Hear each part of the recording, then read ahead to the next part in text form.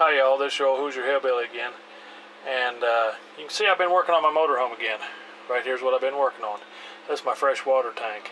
Now this is not the fresh water tank that is designed to go in these motorhomes. Those are about $300. But I went to a little store here in town and picked up a tank. It's actually a sprayer tank for like bug sprayer or weed killer or something like that, like you put on the back of a gator. And you can see how much it cost. A whole lot less than the $300 of what one would cost that would actually fit in the hole. And this does actually fit in the hole. Well, you can see that the tank also comes with the mounts for the pump. That's the pump that I put in last spring that was sitting back in that hole, which is going to turn into storage. And also you can see back there, that's the old fill tube from outside. And I'm not going to be able to use that old fill tube because I have to take too many things apart to get to it. So what I decided to do was I put this shut-off valve in here. And as you can see, it's hooked right into the plumbing. And all I have to do is to turn that valve on and loosen the cap up just a little bit to get the air out of it. It takes 6 minutes to fill that up. That's not bad. 6 minutes to fill that up to 25 gallons. And I think the original tank was like 30 gallons, 35 gallons. And I can actually get almost 30 gallons in this thing. But you can see that that's going to work out pretty good. Now I did have to drill the holes here. Turn that off so it's a little quieter. I did have to drill the holes. That one right there, that's for my draw tube that goes all the way down into the sump in the bottom. And of course that's the stem that fills it up. And all that is a 1/2 inch pipe fitting. I use a 3/4 inch bit. And the plastic is soft enough that it will take its own threads. Of course, you want to put pipe thread on it. And I put these little rubber seals in here around the bottom, just to ensure that when they're tightened up, that it don't leak. And like I said, it takes about 6 minutes to fill it up. Actually, it takes about 6 minutes to overflow it, because a while ago when I was filling it up, I forgot which way to turn the valve, and needless to say, I run water all over the floor. But you can also see there that I used the original strap, and mounts to the body there, comes across into the little well where the pump is at, and then there's the original mount on the floor.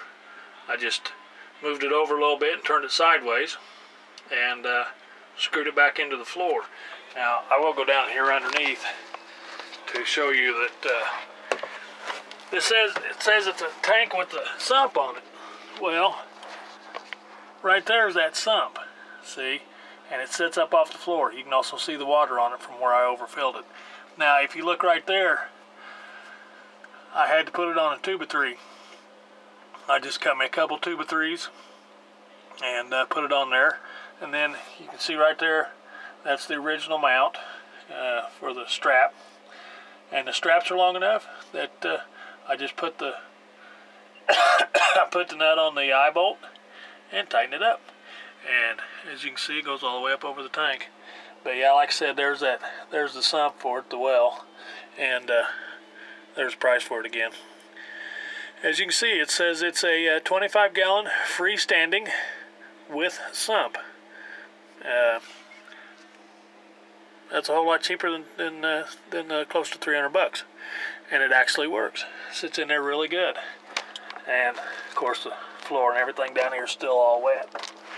But oh yeah, there's what it looks like underneath here, underneath the bed. I don't know if I showed you that a while ago or on the earlier video, but anyway, that's what I've been working on. Also, you can see right there, I think these are cool. That's my curtains.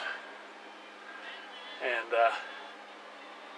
that I got for back here. I've got them for both side windows as well as the back one. Now the back one has also got the balance that goes across here, and then there's the other one. Goes down here. Kind of looks like little quilts, don't they? Well, that's because a friend of mine made them for us. Now, of course, you can see the motorhome's still messy.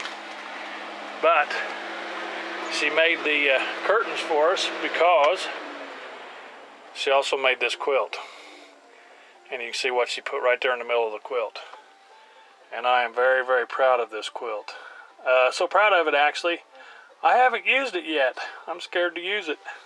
But it'll go up on show. It'll be out for display. But you can see this is what the rest of the quilt looks like. And it's got the brown material on it and the backing there. All the little hand-tied strings. Now this quilt was all sewed, all hand-sewn. All the little pieces of material was cut out. And you can see right there, she even put in her old Hoosier Hillbilly. And all the little pieces of material was cut out. There's our little donkey. Ain't he cute? And she hand-sewed all this on there. And what wasn't hand-sewed together was done on a treadle machine. So there was actually no electricity used in making this quilt. And it is beautiful. Once I get my full-size mattress back in there, then I'll take a video and you can see what it all looks like together. But this will probably be about it for the year, working on the motorhome.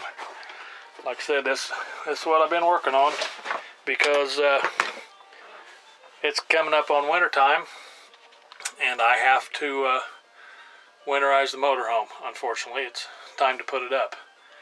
I don't want to put it up. I'm not ready to put it up, but it's that time. And what I do when I winterize them, I just dump 10 gallons of antifreeze in the tank, turn the little pump on there, and flood the entire system with antifreeze, including the water heater.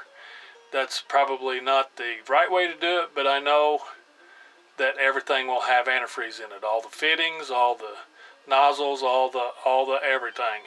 So anyway, I'll probably be doing that here in a week or two.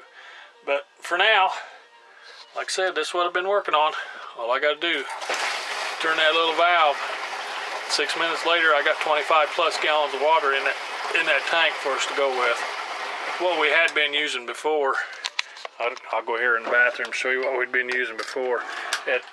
Well, it's not a very convenient thing, but that was our fresh water to use to, well, flush the toilet with, or, you know, wash your hands with, whatever, and do dishes with. It's only 3 gallons. That don't last a whole weekend, but this here, now that is much more convenient. I'm getting ever closer to being able to dry camp. One of these days, it'll all be set up to where I can. Anyway, that's it for now, and we'll get another video on here later sometime.